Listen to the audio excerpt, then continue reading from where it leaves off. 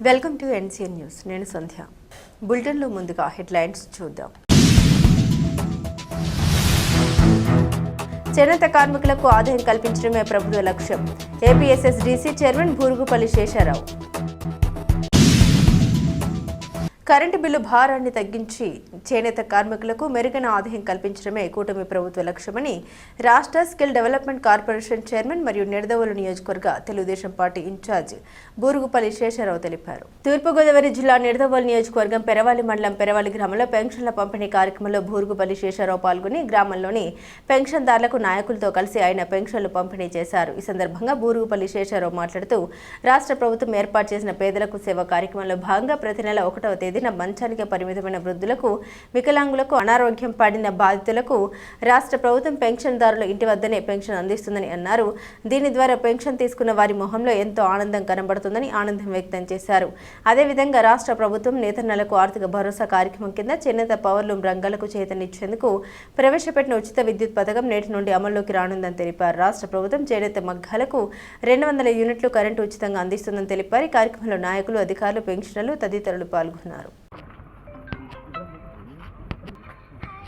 Okay.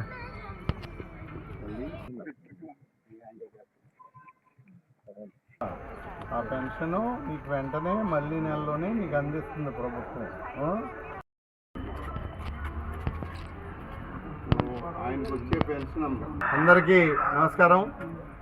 ఈరోజు నిడదవోలు నియోజకవర్గంలో పెరవలి మండలం పెరవలి గ్రామం నందు మరి పేదలకు సేవలో కార్యక్రమంలో పాల్గొనడం జరిగింది. ఈవేళ పేదలకు సేవ అంటే ప్రతి నెల 1వ తేదీన ఎవరైతే వృద్ధులు ఉన్నారో, వికలాంగులు ఉన్నారో, వితంతువులు ఉన్నారో, ఒంటరి మహిళలు ఉన్నారు, అట్లాగే మరి కిడ్నీ పేషెంట్లు కానీ ఇలాంటి వాళ్ళు ఉన్నటువంటి పరిస్థితి, వాళ్ళందరినీ కూడా ప్రభుత్వం ఏదైతే పెన్షన్ కార్యక్రమం ఉందో దాని ద్వారా ఆదుకోవటం. అట్లాగే ఎవరైనా భర్త చనిపోయినటువంటి వాళ్ళు ఉంటే వాటికి కొత్త పెన్షన్లు ఇవ్వటం కోసం ప్రతి నెల ఈ నెలలో ఏదైనా మరణం జరిగితే మళ్ళీ నెలకి లేదా ఆ పై నెలకే వాళ్ళకి మళ్ళీ పెన్షన్ అందించి ఆ కుటుంబాన్ని ఆర్థికంగా ఆదుకునేటటువంటి కార్యక్రమం.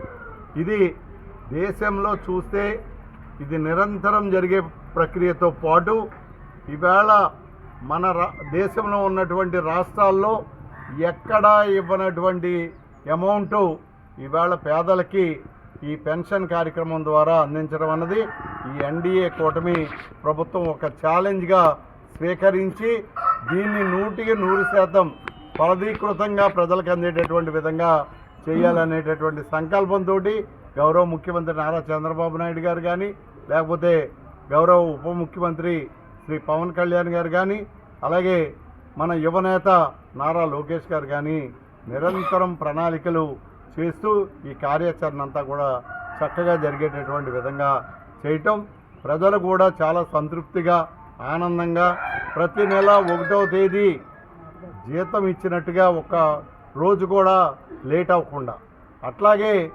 ఆదివారం వచ్చుంటే 1వ తేదీ ముందు రోజే శనివారమే ముందు నెలలోనే పెన్షన్ అందించేటటువంటి కార్యక్రమం కూడా చేయటం ఈ ప్రభుత్వం ప్రజల పట్ల ఎంత బాధ్యతగా ఉందన్నది మనకు అర్థమవుతూ ఉంది. అట్లాగే ఈవేళ మళ్ళీ మన ఎన్డీఏ కూటమి ప్రభుత్వం గౌరవ ముఖ్యమంత్రి నారా చంద్రబాబు నాయుడు గారి చేతుల మీదుగా ఎవరైతే చేనేతలు ఉన్నారో చేనేతల్ని ఆదుకోవాలని ఎప్పటికప్పుడు ప్రభుత్వాలు చూస్తూ ఉన్నాయి. మన ప్రభుత్వం అయితే చేనేతలంటే ఒక ప్రత్యేకమైనటువంటి శ్రద్ధ పెట్టినటువంటి ప్రభుత్వం.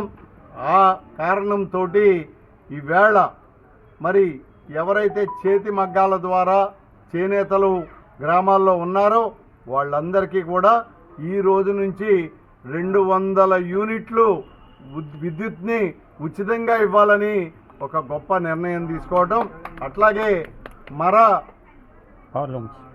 పవర్ లూమ్స్ వాళ్ళు ఉన్నారు,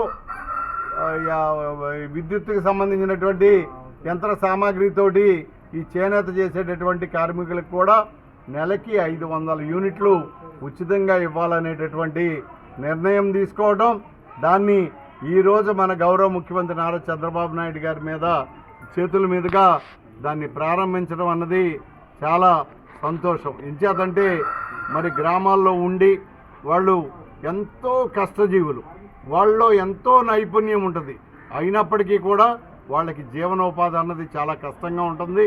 వాళ్ళని కూడా పెద్ద ఎత్తున ఆదుకోవాలని ఈవేళ ఈ ప్రభుత్వం ఈ కార్యక్రమాన్ని చేపట్టడం కూడా చాలా ఆనందంగా ఉందని చెప్పి మనం చేసుకుంటాం.